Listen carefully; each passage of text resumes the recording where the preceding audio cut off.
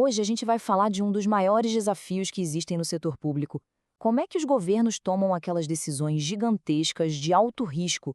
Como é que se equilibra a vontade de avançar com o dever de proteger o dinheiro de todo mundo?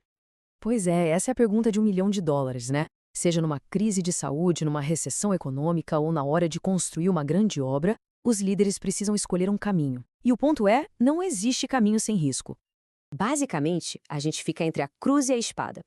De um lado, se for muito cauteloso, o país não avança, as coisas ficam paradas e a gente perde oportunidades importantes.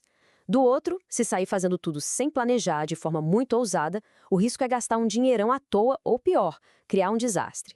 É uma corda bamba o tempo todo. Então vamos explorar um pouco mais a fundo essa tensão. Porque não é uma escolha que se faz uma vez só. É uma realidade diária para quem trabalha no serviço público. É que o risco não é uma coisa teórica, sabe? Ele está no dia a dia. Pensa só, construir uma nova linha de metrô, lançar uma campanha de vacinação, reformar o sistema de ensino. Tudo isso, absolutamente tudo, tem uma dose de incerteza. E o segredo não é fugir dela, mas saber como lidar com ela. Ok, mas então, como é que se acha esse equilíbrio na prática? Bom, o governo do Reino Unido pensou nisso e criou um guia, uma estrutura para ajudar. Ele é conhecido como The Orange Book. Vamos entender como ele funciona. A palavra-chave aqui, gente, é integrar. Pensa nisso. O Orange Book não é tipo um manual de instruções chato, cheio de regras. A ideia é muito mais profunda. É fazer com que a análise de risco faça parte de tudo que o governo faz. Desde a primeira ideia de uma política pública até o momento em que ela está lá na rua, funcionando. E essa estrutura toda se baseia em 5 ideias principais. Primeiro, gerenciar risco é papel da liderança, não é só uma tarefa técnica. Segundo, como a gente já falou, tem que estar integrado em tudo. Terceiro, tem que ser um trabalho de equipe, colaborativo e com base em informação de qualidade. Quarto, precisa ter um processo, uma organização. E por último, e isso é fundamental, tem que estar sempre melhorando, aprendendo com o que deu certo e com o que deu errado. Agora, a gente chega numa das partes mais legais e, olha, mais úteis desse guia todo. É a ideia de que cada um tem um apetite diferente para risco. Porque, vamos combinar, nem todo risco é igual, né? E nem toda área do governo deveria encarar o risco da mesma forma. Essa ideia de apetite por risco muda tudo. O risco deixa de ser aquele bicho-papão que todo mundo tem medo e passa a ser uma escolha consciente. É basicamente a organização dizendo, ok, para alcançar esse objetivo tão importante, a gente está disposto a encarar esse nível aqui de incerteza.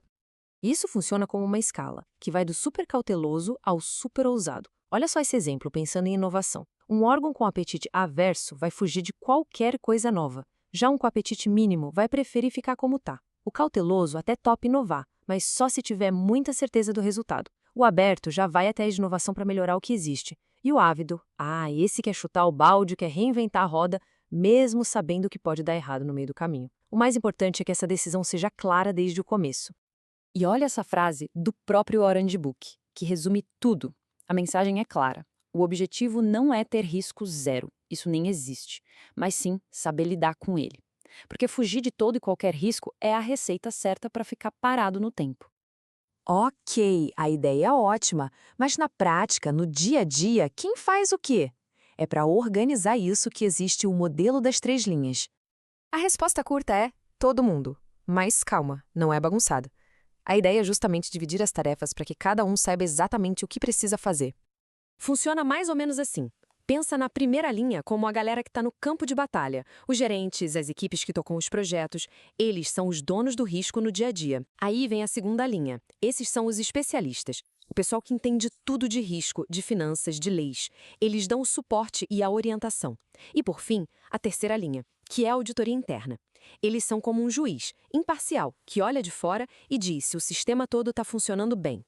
Tudo bem, isso funciona para um projeto, mas e quando o governo precisa lidar com dezenas, centenas de projetos ao mesmo tempo, todos conectados? Aí a gente sobe de nível. É o que a gente chama de gerenciamento de riscos de portfólio. A gente não está mais olhando o risco de construir uma escola. A gente está olhando o risco do Programa Nacional de Educação inteiro. Ou, pensa na resposta a uma pandemia, que envolve saúde, economia, logística. É o risco do conjunto da obra. E aí, claro, os desafios ficam gigantes. Como é que se soma o risco de um projeto de tecnologia com o de uma obra de saneamento? E como você faz um ministério mais cauteloso trabalhar junto com outro que é mais aberto a riscos? E os dados, que vêm de um monte de lugar diferente? É aí que ter um método, uma estrutura, faz toda a diferença. E isso nos leva a uma ideia bem sofisticada. Às vezes, é preciso fazer uma aposta. Um projeto específico pode até ser bem arriscado, mas se ele der certo, o benefício para o país como um todo é tão grande que compensa o risco. É pensar no todo, não só nas partes separadas. Bom, depois de tudo isso, a gente chega no ponto central. Para que serve toda essa estrutura, todo esse método? Qual é o verdadeiro objetivo? E aqui está a grande virada de chave. Muita gente pensa que gerenciar risco é criar mais burocracia, mas é o exato oposto. Um bom gerenciamento de risco não é um freio de mão puxado, é o sistema de freios ABS, o cinto de segurança e o airbag que dão confiança para acelerar. É sobre permitir que se tenha ambição, mas com responsabilidade. E o nome disso tudo poderia ser coragem calculada. É sobre ter a ousadia de buscar objetivos grandes, de inovar, de encarar problemas difíceis, mas não de um jeito maluco e inconsequente. É fazer isso com a segurança de quem tem um plano, de quem entende os riscos e sabe como lidar com eles. E para fechar, fica aqui uma provocação para a gente pensar. Levando em conta tudo isso que a gente conversou sobre apetite por risco e coragem calculada, em que área o governo talvez devesse ser um pouco mais ávido para correr riscos? Em que setor uma ousadia bem planejada poderia trazer os maiores benefícios para a sociedade? Fica aí a reflexão.